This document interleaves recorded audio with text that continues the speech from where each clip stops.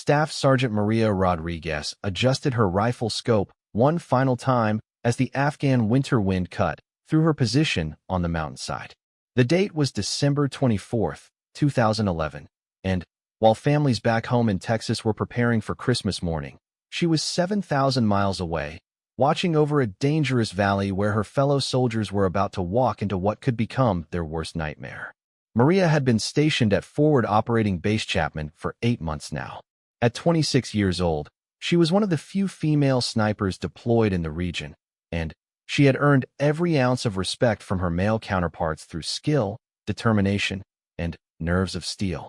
Her commanding officer, Lieutenant Colonel James Mitchell, had specifically requested her for this mission because of her exceptional marksmanship record and her ability to remain calm under extreme pressure. The mission seemed straightforward on paper. A 12-man patrol led by Captain David Thompson needed to secure a small village called Kalana, where intelligence suggested Taliban fighters were planning an attack on a nearby school. The children in that school would return after their winter break in just 3 days, and the military couldn't allow any threat to innocent lives. Maria's job was to provide overwatch from a ridge approximately 800 meters away, ensuring the patrol's safe passage through the treacherous terrain below. As Maria settled into her concealed position, she thought about her family back home. Her mother would be making tamales right about now, and her younger brother Carlos would probably be trying to sneak a peek at his presence under the tree. She had joined the military 5 years ago, not because she wanted to fight, but because she wanted to protect people who couldn't protect themselves. Growing up in a rough neighborhood in San Antonio, she had seen too much violence, too many innocent people hurt by those who chose the path of destruction. Her radio crackled to life. "Overwatch, this is Bravo team leader. We're beginning our descent into the valley. Weather's getting worse up here, but we're maintaining good visibility. How's your position?" Maria keyed her radio. "Bravo team, this is Overwatch. Position is secure, and I have clear sight lines on your route. No movement detected in the target area. Stay sharp down there." Captain Thompson's voice came through clearly despite the increasing wind. "Copy that, Overwatch. We'll be at the village in approximately 30 minutes. Keep your eyes open." Maria had worked with Thompson's team before. They were good soldiers, experienced and careful, but the terrain they were entering was known for its hidden dangers. The valley floor was scattered with large rocks and abandoned buildings that could easily conceal enemy fighters. 3 weeks ago, another patrol had been ambushed in a similar area, resulting in 2 wounded soldiers and a very close call that could have been much worse. Through her scope, Maria could see the 12-man team making their way down the rocky slope. They moved in a tactical formation, with point man Sergeant Rick Morrison leading the way, followed by the rest of the squad spread out in a protective pattern. Each soldier was carrying approximately 60 pounds of gear, including ammunition, medical supplies, and communication equipment. The weight made their movement slower, but it was necessary equipment that could mean the difference between life and death in a combat situation. The village of Kalina appeared quiet from Maria's vantage point. The small cluster of mud brick houses seemed almost peaceful in the late afternoon light, with thin streams of smoke rising from a few chimneys where families were probably preparing their evening meals. But Maria knew that appearances could be deadly deceptive in this part of the world. She had learned to trust her instincts, and something about the scene below was making her increasingly uncomfortable. As she continued her surveillance, Maria noticed several details that began to form a troubling pattern. First, there were no children playing outside, which was unusual for this time of day. Second, she could see what appeared to be fresh tire tracks leading to and from the village, but no vehicles were visible. Most concerning of all, she spotted what looked like the glint of metal from one of the abandoned buildings on the village's eastern edge. Maria immediately focused her scope on that building. What she saw made her blood run cold. Partially concealed behind a broken wall, she could make out the distinctive shape of a heavy machine gun, and she counted at least 3 figures in dark clothing positioned around it. These were not villagers going about their daily business. These were fighters, and they were waiting for something.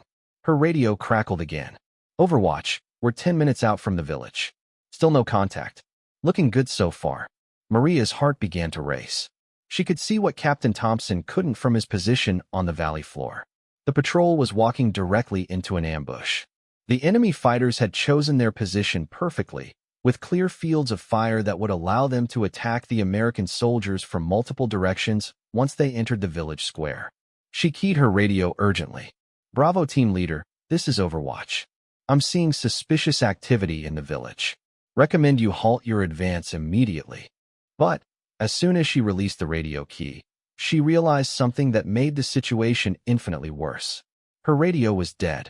The wind and cold had apparently damaged her communication equipment, and her warning had not been transmitted. She was completely cut off from the patrol, watching helplessly as they continued their advance toward what she now knew was a carefully planned trap. Maria quickly tried her backup radio, but it too was malfunctioning. The harsh Afghan weather had claimed another piece of vital equipment at the worst possible moment. She was now faced with an impossible choice: abandon her position to try to reach the patrol in time to warn them, knowing that by doing so she would lose her ability to provide protective fire, or stay in position and watch as her fellow soldiers walked into an ambush that could kill them all. Through her scope, she could see that the enemy fighters were now taking their final positions. The trap was set, and in less than 5 minutes, Captain Thompson's patrol would enter the killing zone. Maria's mind raced through her options as she watched the patrol continue their approach to the village. Every second that passed brought them closer to danger, and every second she hesitated could cost lives. She had been trained for situations like this, but training in a classroom was vastly different from the reality of watching friends walk into a death trap while being powerless to warn them. The enemy position was now clearly visible through her scope. She counted at least 8 fighters, possibly more hidden in other buildings. They had positioned themselves with military precision, creating overlapping fields of fire that would make escape nearly impossible once the shooting started. The heavy machine gun was the most dangerous threat, capable of cutting down multiple soldiers in seconds, but she also spotted several fighters armed with AK-47 rifles and what appeared to be rocket-propelled grenades. Maria made her decision. She couldn't reach the patrol in time to warn them, but she could potentially disrupt the ambush before it began. The distance to the enemy position was approximately 850 meters, well within her effective range, but attempting to engage multiple targets simultaneously would be extremely challenging, even for a sniper of her caliber. She would need to prioritize her targets carefully and make every shot count. Her first priority had to be the machine gun crew. That weapon posed the greatest threat to the entire patrol. Through her scope, she could see the gunner making final adjustments to his weapon while 2 other fighters prepared ammunition belts. If she could eliminate the machine gun threat, it would significantly reduce the enemy's ability to inflict massive casualties on the American soldiers. Maria controlled her breathing and settled into her firing position. The wind was gusting at approximately 15 miles per hour from the southwest, which would affect her bullet's trajectory. She made the necessary adjustments to her scope, accounting for both wind drift and the slight downward angle of her shot. At this distance, even a small miscalculation could mean the difference between a successful hit and a complete miss. The other soldiers followed in formation, their weapons ready but not raised, indicating they had not detected any immediate threat. Maria placed her crosshairs on the machine gunner and began to apply pressure to her trigger. But just as she was about to fire, something unexpected happened. A young Afghan boy, probably no more than 10 years old, came running out of one of the houses directly into her line of fire. The child was carrying what appeared to be a small goat and was heading toward the building where the enemy fighters were positioned. The situation had just become exponentially more complicated. Maria couldn't risk taking a shot that might harm an innocent child, but every moment she delayed increased the danger to the American patrol. She watched in horror as the boy continued running, completely oblivious to the fact that he was caught between 2 armed forces about to engage in deadly combat. The enemy fighters had also seen the child, and Maria watched as they gestured angrily at him, clearly frustrated by his unexpected appearance. One of the fighters left his position and ran toward the boy, presumably to get him out of the area. This created a brief opportunity, but Maria knew it wouldn't last long. Meanwhile, Captain Thompson's patrol had reached the outer buildings of the village. They were now in extreme danger, having entered the area where the ambush would be most effective. Maria could see Thompson holding up his hand, signaling his men to halt while he assessed the situation. His instincts were telling him something wasn't right, but he didn't know exactly what. The fighter who had gone after the boy was now dragging him toward one of the houses, roughly but without apparent intent to harm him. Maria realized this might be her only chance. With the machine gunner momentarily distracted by the commotion, she had a clear shot that wouldn't endanger the child. She steadied her rifle and placed her crosshairs on the machine gunner's center mass. The wind had calmed slightly, giving her better conditions for the long-range shot. She controlled her breathing, letting out half a breath and holding it as she had been trained. Her finger began to squeeze the trigger with steady, even pressure. But just as she was about to fire, her scope caught movement from another direction. A second group of enemy fighters was emerging from a building on the opposite side of the village. This wasn't just an 8-man ambush as she had initially thought. There were at least 15 enemies, possibly more, and they had positioned themselves to attack the American patrol from multiple directions simultaneously. The tactical situation was far worse than Maria had realized. Even if she successfully eliminated the machine gun crew, the patrol would still face overwhelming odds against a much larger enemy force that had the advantage of concealment and prepared positions. The enemy had planned this ambush carefully, using the village's layout to create a deadly crossfire that would trap the Americans with little chance of escape. Maria's training told her that the patrol's best chance of survival was to retreat immediately, but without communication, she had no way to warn them of the true scope of the threat they were facing. Captain Thompson was an experienced officer, but even he couldn't know that he was walking into a trap involving more than twice the number of enemy fighters that intelligence had suggested might be in the area. Through her scope, she watched as Thompson made hand signals to his men, spreading them out in a defensive formation. His tactical sense was warning him of danger, but he couldn't know that his 12-man patrol was about to face an enemy force that outnumbered them and held every tactical advantage.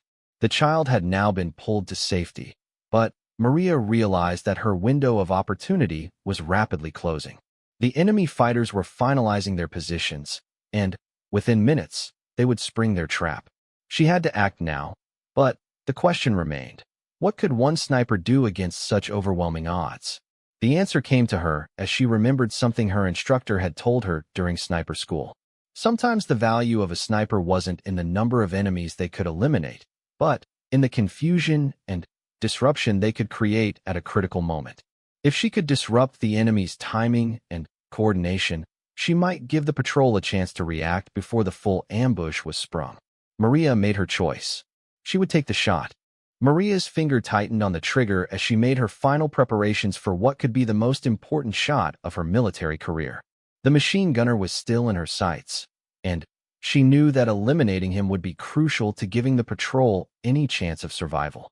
But she also knew that once she fired, her position would be revealed, and she would become a target for every enemy fighter in the village. The wind had steadied, and her breathing was calm and controlled. Through her scope, she could see the machine gunner making final adjustments to his weapon, completely unaware that he was being observed from the mountainside above. The other enemy fighters were also settling into their positions, preparing for what they believed would be an easy ambush of an unsuspecting American patrol. Maria centered her crosshairs on the machine gunner's chest. At 850 meters, even the slightest deviation could result in a miss, but she had made this shot successfully many times during training and several times in actual combat situations. The key was to remain calm and trust her training, equipment, and experience. She squeezed the trigger. The rifle bucked against her shoulder as the .308 caliber round left the barrel at over 2,600 feet per second. Maria immediately worked the bolt to chamber another round while keeping her scope focused on the target area. The bullet's flight time to the target would be approximately 1 second, and she needed to assess the results quickly to determine her next action. The shot was perfect. The machine gunner dropped immediately, and the heavy weapon tilted uselessly to one side. The other enemy fighters around the machine gun position reacted with shock and confusion, unsure of where the shot had come from. This was exactly the disruption Maria had hoped to create. But her work was far from over. The other enemy positions were now alerted to the presence of a sniper, and she could see fighters beginning to search the surrounding hills for her location. More critically, some of the fighters were beginning to open fire on the American patrol, even though their coordinated ambush plan had been disrupted. Through her scope, Maria could see Captain Thompson's immediate reaction to the sound of gunfire. His training and experience kicked in instantly, and he began directing his men to take cover behind the nearest available protection. The patrol quickly spread out and established defensive positions, but they were still in a dangerous situation with limited cover and an enemy force that held the high ground. Maria shifted her scope to identify the next most dangerous threat. She spotted a fighter with an RPG taking aim at the building where several American soldiers had taken cover. An RPG hit on that position could kill or wound multiple soldiers simultaneously. This became her second priority target. The RPG gunner was approximately 920 meters away, a more challenging shot than her first, but still well within her capabilities. She made the necessary adjustments for the increased distance and the slight change in wind direction. The fighter was partially concealed behind a stone wall, presenting only his upper torso as a target. Maria controlled her breathing and squeezed the trigger for her second shot. The bullet found its mark, and the RPG gunner fell backward, his weapon clattering harmlessly to the ground. Two critical threats had been eliminated, but the enemy still had significant numerical superiority and the advantage of prepared positions. The remaining enemy fighters were now actively searching for Maria's position. She could see muzzle flashes as several fighters fired toward the hillside, though their shots were poorly aimed since they couldn't pinpoint her exact location. However, she knew it was only a matter of time before they spotted her position, especially if she continued firing and revealing her muzzle flash. Down in the village, the firefight was intensifying. The American soldiers were returning fire from their defensive positions, but they were still outnumbered and in a tactically disadvantageous situation. Maria could see Captain Thompson using hand signals to coordinate his men's movements, attempting to establish a more defensible position while dealing with incoming fire from multiple directions. Maria made a quick assessment of the situation. She had successfully disrupted the initial ambush and eliminated two key threats, but the patrol was still in serious danger. She needed to continue providing support, but she also needed to be smart about target selection.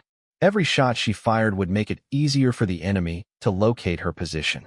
She identified her next target, a fighter who had positioned himself where he could effectively pin down 3 American soldiers behind inadequate cover. This fighter was using accurate, disciplined fire to prevent the Americans from moving to a better position, and his elimination would give them the opportunity to improve their tactical situation. The shot was approximately 780 meters, with a moderate crosswind. Maria adjusted her scope and took careful aim. The target was moving occasionally, requiring her to time her shot carefully. She waited for him to settle into a firing position, then squeezed the trigger. Another successful hit. The fighter dropped, and immediately the 3 pinned-down American soldiers began moving toward better cover. Maria had bought them the opportunity they needed, but she knew the enemy would be closing in on her position soon. As if to confirm her fears, she heard the distinctive whistle of incoming mortar rounds. The enemy had called for indirect fire support, and they were targeting the general area where they believed her shots were coming from. Maria had perhaps 30 seconds before the mortars impacted, and she needed to make a crucial decision: relocate to a new position or continue firing from her current location. Through her scope, she could see that Captain Thompson's patrol was beginning to organize a fighting withdrawal toward a more defensible position. They were moving in short rushes while providing covering fire for each other, a textbook tactical movement under fire. But they were still taking casualties. Maria could see at least 2 soldiers who appeared to be wounded, though they were still mobile and fighting. The mortar rounds impacted approximately 50 meters from Maria's position, showering her with dirt and small rocks, but causing no serious damage. The enemy's aim was close, but not precise, giving her a brief respite. However, she knew that their next salvo would be more accurate as they adjusted their fire based on the results of the first round. Maria made her decision. She would fire one more critical shot before relocating.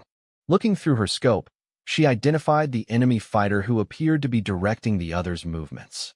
This was likely a squad leader or experienced fighter whose elimination could further disrupt the enemy's coordination and give the American patrol additional advantages. The target was partially concealed and moving frequently, making this her most challenging shot yet. The distance was approximately 900 meters, and she would need to lead the target slightly to account for his movement. Maria tracked the fighter through her scope, waiting for the right moment to take the shot. As she prepared to fire, Maria could hear the sound of approaching helicopters in the distance. Someone had called for air support, probably using long-range communications that she didn't have access to from her position. Help was coming, but it would still be several minutes before the aircraft could engage the enemy targets. She squeezed the trigger for what she knew would be her final shot from this position. Maria's fourth shot found its target, and she watched as the enemy leader dropped behind the stone wall where he had been directing his fighters. The impact of losing their field commander was immediately visible as the remaining enemy fighters began to show less coordination in their attacks. Some continued firing at the American positions, while others seemed uncertain about their next actions. The approaching helicopters were getting louder, but Maria knew she couldn't wait for their arrival. The enemy had adjusted their mortar fire, and the next rounds would likely be much closer to her position. She quickly gathered her essential equipment and began moving to a secondary position she had identified earlier, approximately 200 meters to her left along the ridge line. As she moved, Maria could see the tactical situation in the village improving slightly for the American patrol. Captain Thompson had successfully moved his men to a more defensible position near a cluster of stone buildings that provided better cover. The wounded soldiers were being treated by the team medic while their teammates maintained defensive fire against the remaining enemy fighters. But the enemy still held significant advantages. They knew the terrain intimately, had prepared positions, and, despite their losses, still outnumbered the American patrol. Maria realized that her most important contribution might not be additional kills, but rather continued disruption of enemy movements and coordination until air support could arrive and tip the balance decisively. From her new position, Maria had a different angle on the village, revealing enemy fighters that had been concealed from her previous location. She could see at least 6 fighters who were attempting to maneuver around the American position, trying to attack from an unexpected direction. This flanking movement, if successful, could overwhelm the patrol's defenses and result in catastrophic casualties. Maria quickly set up in her new position and identified the lead fighter in the flanking group. This was another critical shot that could save multiple American lives. The distance was approximately 750 meters, with a challenging angle that required her to compensate for both elevation and wind drift across the valley. She took careful aim and fired. The shot was successful, causing the flanking group to halt their advance and take cover. But, more importantly, the other enemy fighters now realized there was a sniper who could observe and engage them from multiple positions. This knowledge would make them more cautious and less aggressive in their attacks. The sound of helicopter rotors was now clearly audible to everyone in the area. Maria could see 2 Apache attack helicopters approaching from the southwest, their weapon systems undoubtedly already targeting the enemy positions. The arrival of air support would fundamentally change the tactical situation, but the helicopters would still need time to assess the situation and coordinate with the ground forces to avoid hitting friendly positions. Maria's radio suddenly crackled to life. Apparently, her movement to the new position had restored her communications capability, possibly because she was no longer in the radio shadow created by the mountain's terrain features. Overwatch, this is Bravo team leader. Can you hear me? We've been taking heavy fire and have 2 wounded. Air support is en route, but we need immediate assistance with enemy positions to our east. Maria quickly keyed her radio. Bravo team leader, this is Overwatch. I read you loud and clear. I've been engaging enemy targets for the past 10 minutes. I have clear sights on the eastern positions you mentioned. Can you mark your current location for air support? Roger, Overwatch. We're in the cluster of buildings on the village's south side. We have infrared strobes active for aircraft identification. The enemy has at least 2 more machine gun positions, and unknown number of riflemen in buildings to our east and northeast. Maria immediately shifted her scope to scan the areas Thompson had mentioned. She could see muzzle flashes from multiple positions, confirming that the enemy was continuing to maintain pressure on the American position despite their losses. The helicopters would need accurate information about enemy locations to engage effectively without risking friendly fire. Bravo team leader, I'm observing enemy muzzle flashes from at least 4 positions. I can provide target coordinates to the air support when they check in. The lead Apache helicopter pilot's voice came over the radio frequency. Ground units, this is Apache lead. We're approaching the target area and need positive identification of friendly and enemy positions. We're holding at 2 kilometers out pending coordination. Captain Thompson responded immediately. Apache lead, this is Bravo team leader. Friendly forces are marked with IR strobes in the southern building cluster. We have Overwatch support providing target information. Overwatch, can you give Apache lead the enemy coordinates? Maria quickly calculated the grid coordinates for the enemy positions she could observe. Apache lead, this is Overwatch with precise enemy locations. I'm transmitting grid coordinates now. She provided detailed information about each enemy position, including the types of weapons she had observed and the approximate number of fighters in each location. Overwatch, Apache lead. Outstanding information. We're beginning our attack run now. Keep your heads down. The Apache helicopters moved into position with deadly precision. Maria watched through her scope as the lead helicopter lined up for its first attack run against the machine gun position that had been causing the most trouble for the ground patrol. The 30mm chain gun opened fire with devastating effect, completely destroying the enemy position in a matter of seconds. The psychological impact on the remaining enemy fighters was immediate and dramatic. Maria could see fighters abandoning their positions and attempting to flee the village. The combination of sniper fire eliminating their leaders and key weapons, followed by devastating air attacks, had broken their will to continue the fight. But the tactical situation wasn't completely resolved. Several enemy fighters were still in positions where they could potentially cause casualties, and Maria knew that fleeing enemies could regroup and attack again if they weren't dealt with decisively. Apache lead, this is Overwatch. I'm observing multiple enemy personnel attempting to escape to the north. They appear to be carrying weapons and could pose a continued threat. Copy, Overwatch. We're engaging fleeing personnel now. The second Apache moved to intercept the fleeing fighters while the lead helicopter continued to systematically destroy the remaining prepared positions.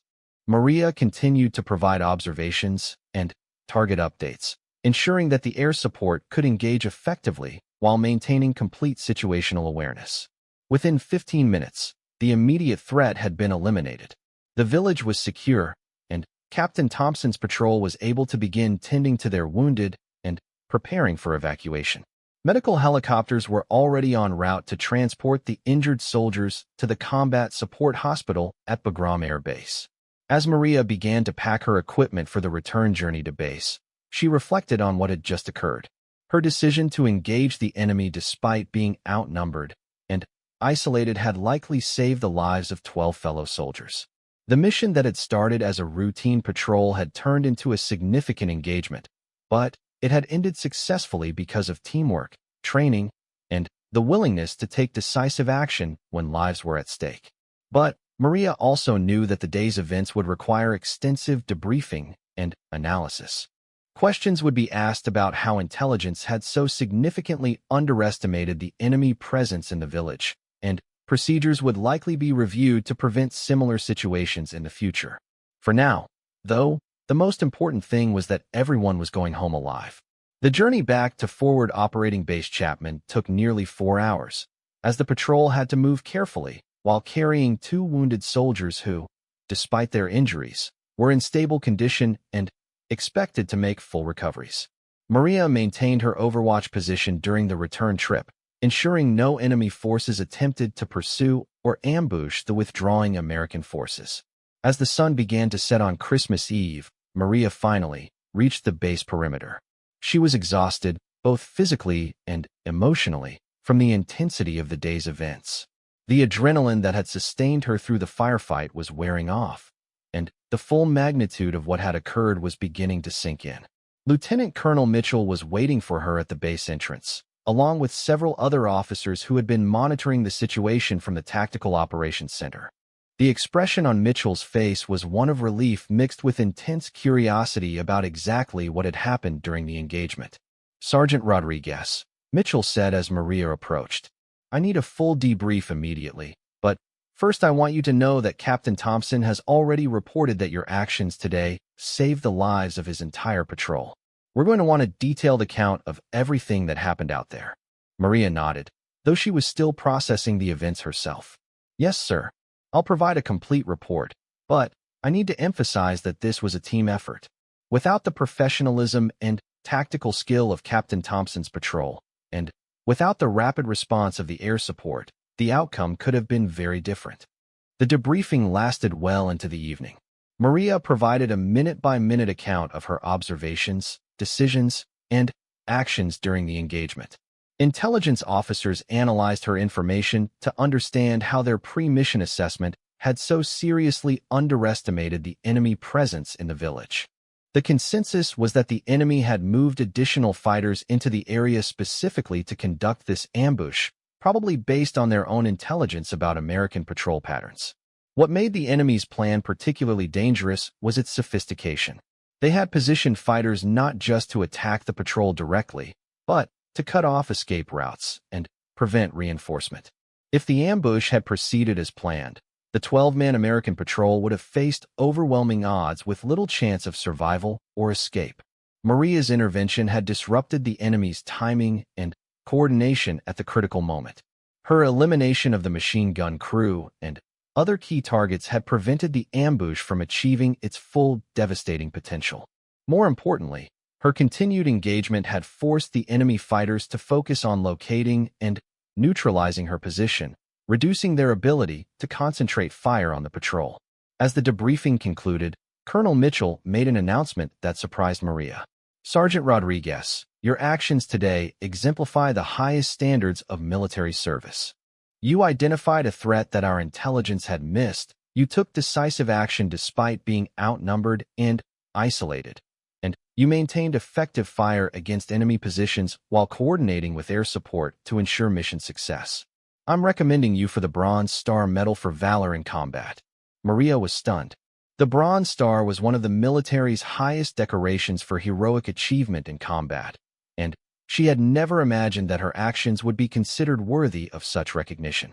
She had simply done what her training had prepared her to do, making the best decisions she could with the information available at the time. But, as she thought about it more, Maria realized that the recognition wasn't just about her individual actions.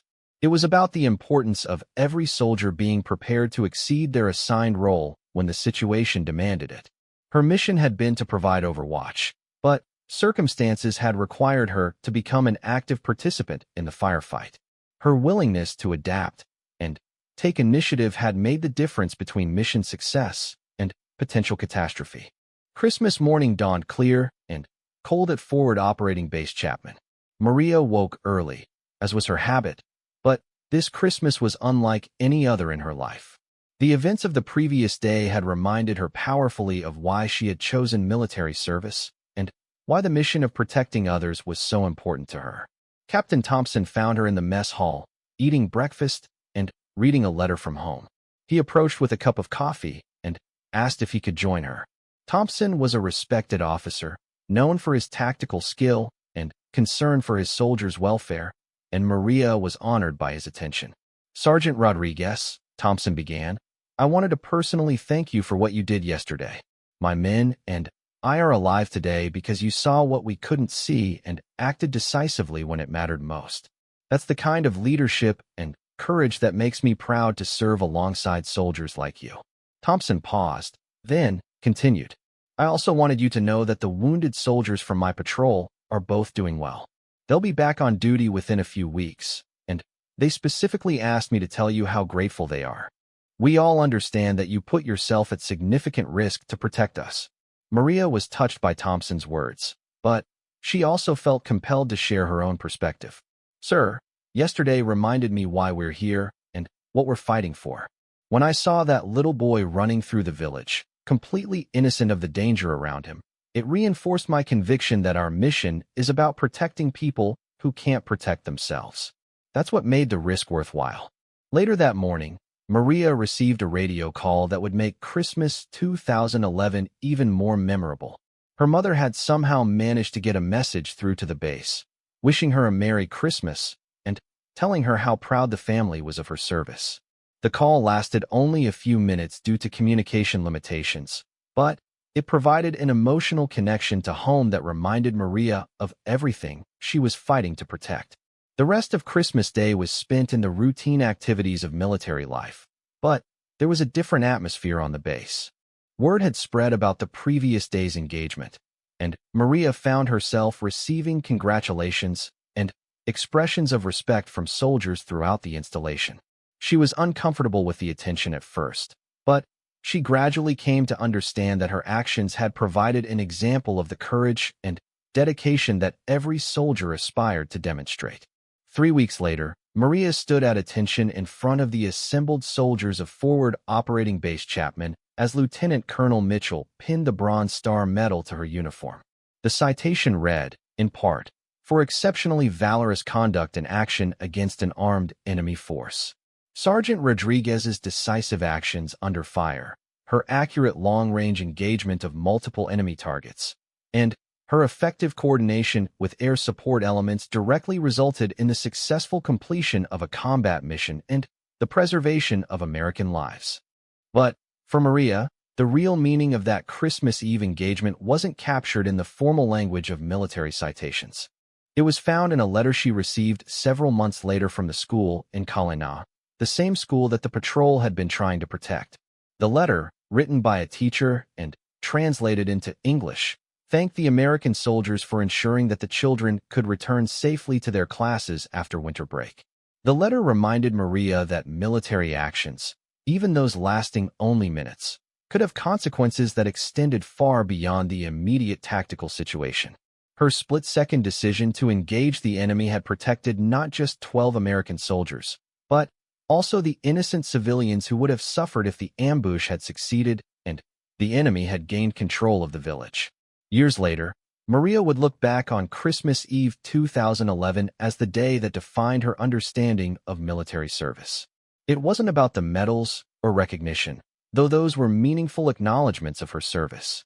It was about the moment when training, courage, and moral conviction converged to enable her to make decisions that protected others and upheld the values she had sworn to defend. The single shot that had started the engagement lasted only a fraction of a second, but its consequences rippled outward to save lives, protect innocence, and demonstrate the difference that one person's courage could make when faced with an impossible situation. For Maria Rodriguez, that was the true meaning of service, and it was a Christmas gift that would last a lifetime.